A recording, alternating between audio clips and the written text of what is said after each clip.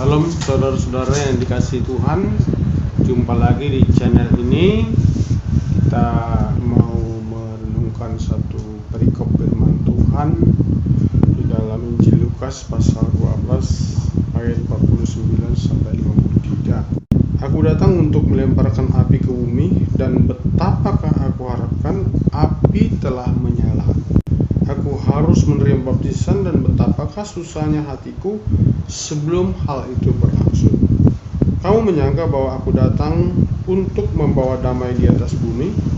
Bukan, kataku kepadamu, bukan damai, melainkan pertentangan.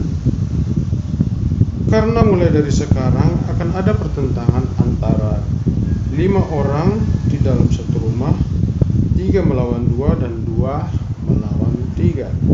Mereka akan saling bertentangan, ayah melawan anaknya laki-laki, dan anak laki-laki melawan ayahnya, ibu melawan anaknya perempuan, dan anak perempuan melawan ibunya, ibu mertua melawan menantunya perempuan, dan menantu perempuan melawan ibu mertuanya. Saudara-saudara yang dikasihi Tuhan Yesus Kristus, kurang tepat ya kalau judul daripada perikop ini Yesus membawa pemisahan.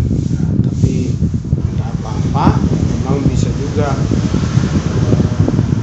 orang-orang percaya itu keliru memahami kehidupannya sampai dia karena imannya harus berpisah, ataupun karena beratnya persoalan yang dihadapi sampai berdampak kepada pemisahan di antara anggota-anggota keluarga. Tapi memang nas firman Tuhan ini boleh kita berikan suatu judul, yaitu bagaimanakah anak-anak Tuhan menyikapi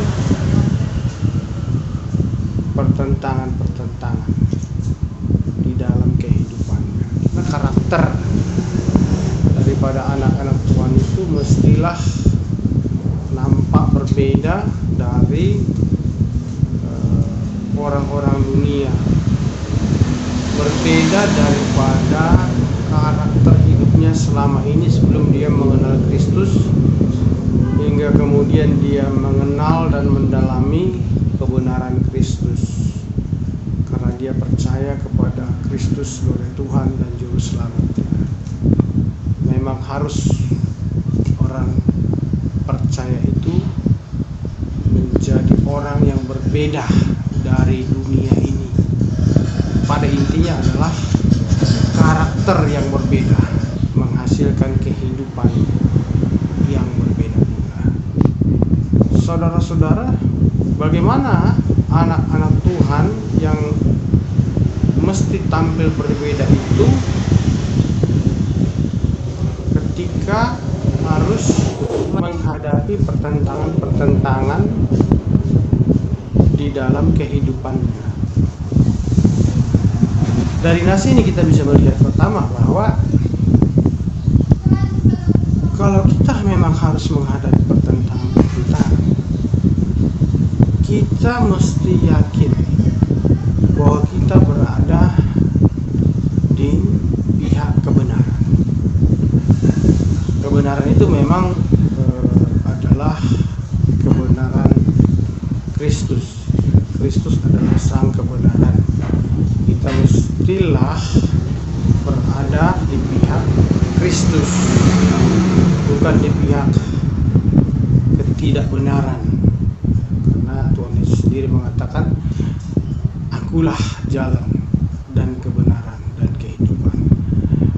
Disinilah keunikan daripada Kristus. Ketika ada orang yang mengatasnamakan Yesus, nama Kristus, tapi tidak di dalam benar, itu adalah sesuatu yang salah. Kita mesti menguji pendirian kita dalam hidup kita ini. Tidak begitu saja kita mengatakan kita di dalam kebenaran, tapi ternyata kita bertentangan dengan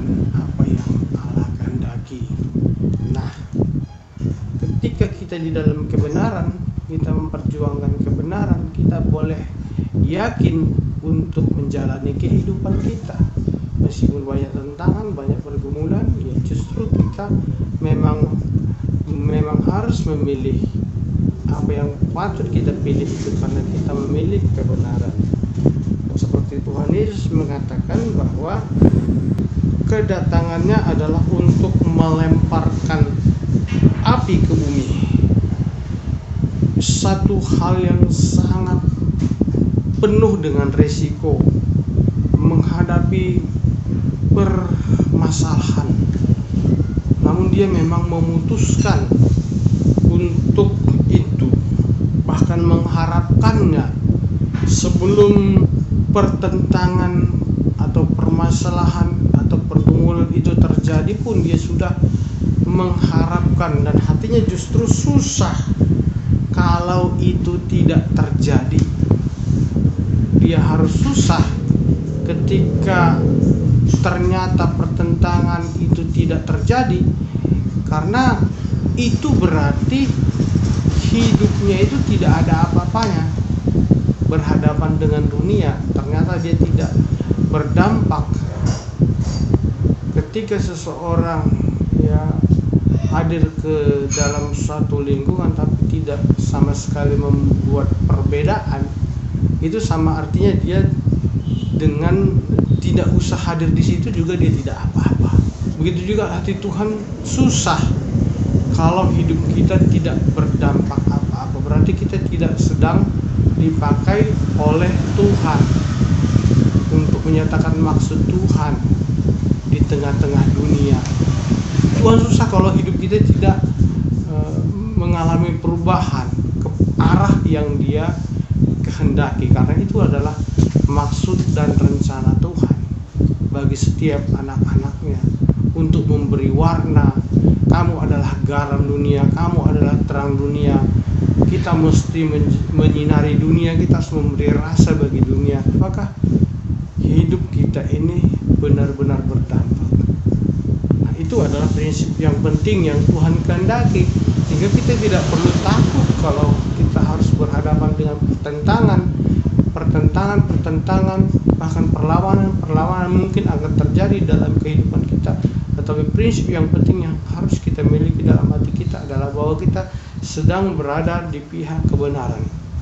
Anak-anak Tuhan sedang memperjuangkan kehendak Tuhan di dalam kehidupannya. Hati kita benar-benar yakin kita akan melangkah dengan pasti, kita tetap berjuang di tengah-tengah dunia, walaupun bagaimana sulitnya kita tetap melangkah, kita tetap maju terus, karena kita bergerak oleh karena kehendak Tuhan. Maka jelas seperti dikatakan Nas ini, bahwa kedatangan Kristus itu ternyata bukanlah untuk membawa damai.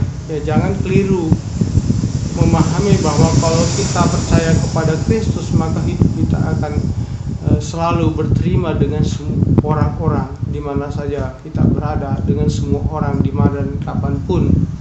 Justru yang dikatakan oleh firman Tuhan, memang Tuhan Yesus itu datang untuk membawa damai Allah ke dalam hidup kita.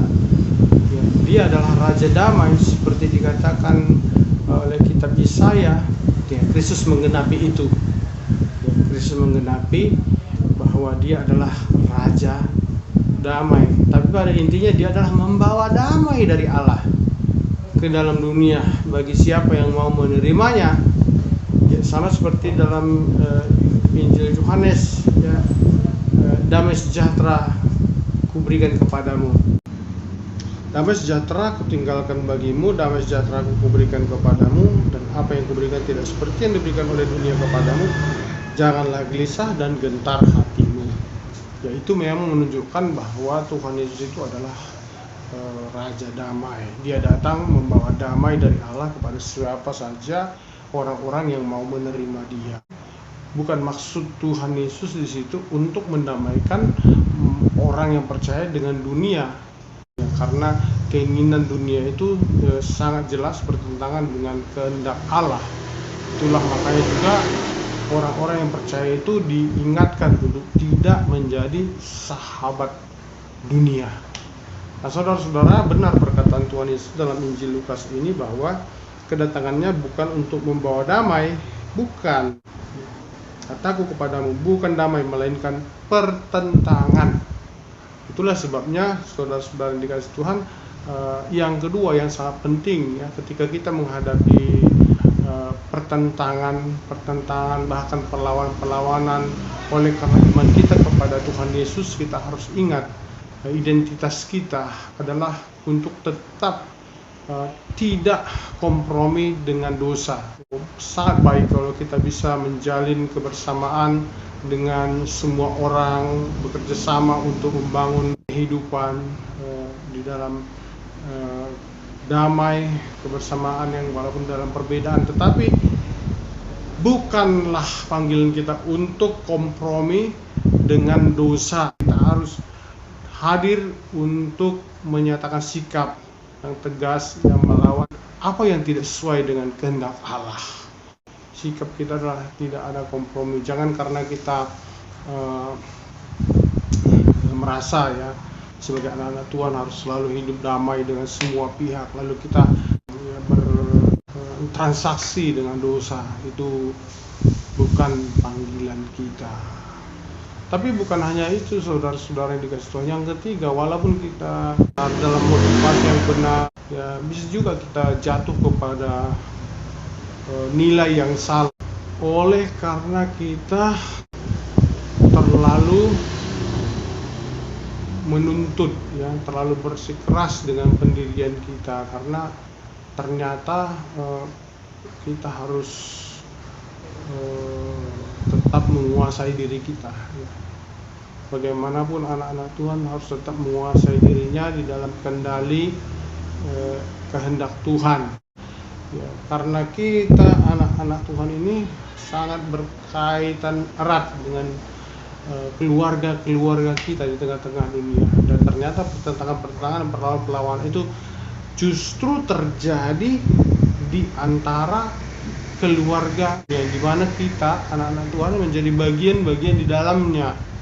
Ya, itu memang sangat kita rasakan ya ketika pendirian kita berbeda dengan orang-orang saudara-saudara kita yang lain, dan ternyata saudara-saudara kita tidak suka dengan pendirian kita itu, keyakinan yang berbeda, bahkan akhirnya kepentingan yang berbeda. Meskipun kepentingan kita itu begitu murni hanya untuk kerajaan Tuhan, kita tetap harus mengendalikan diri, kita tetap harus menguasai diri kita. Bukanlah kita berjuang mati-matian sampai kita akhirnya mempermalukan nama Tuhan, tapi kita justru harus tetap ya menyatakan kesaksian kita dengan kasih. Dan disinilah di tengah-tengah dunia ini kita bersaksi, di tengah-tengah keluarga kita bersaksi, di tengah-tengah lingkungan masyarakat kita bersaksi, di antara saudara-saudara kita, di antara keluarga-keluarga kita harus tampil menyatakan kebenaran dan keadilan. Janganlah kiranya pendirian kita yang benar, pendirian kita yang murni, oleh karena emosi dan tidak menguasai diri kita, akhirnya justru kita menjadi dinilai kalah, ya, dinilai bersalah, bahkan sampai mempermalukan nama Tuhan. Inilah prinsip yang penting bagi kita. 3 hal yang sangat penting dari nas firman Tuhan ini berkaitan dengan karakter hidup anak-anak Tuhan yang memang mesti diperhatikan dengan baik di tengah-tengah zaman yang begitu keras, ya, perjuangan hidup yang begitu keras. Kita memang membutuhkan banyak hal dan kita harus berjuang untuk bisa tetap tampil sebagai anak-anak Tuhan yang bersaksi untuk kemuliaan nama Tuhan. Dan di sini saudara-saudara, seperti kita harus mengubah, ya, harus dimulai dari mengubah diri kita yang sesungguhnya sudah sedemikian lama, ya, sangat sulit untuk berubah. Tapi seperti tempat pembuangan sampah, kalau memang itu harus adalah bukan tidak mungkin, bisa diubah menjadi sebuah tempat peristirahatan yang indah dan nyaman. Kita yakin karena Kristus, ya, tidak ada yang mustahil bagi Tuhan. Segala perkara dapat kutanggung dalam Dia yang beri kekuatan kepadaku. Tuhan memberkati kita semuanya.